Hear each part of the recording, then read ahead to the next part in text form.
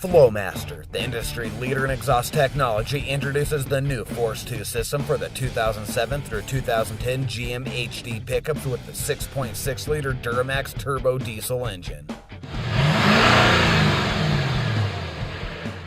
This DPF-backed dual tailpipe system features a single inlet, dual outlet power chamber and dual 4-inch tailpipes. The tailpipes exit out each side of the truck and are finished off with large, beautifully polished, ventilated stainless tips.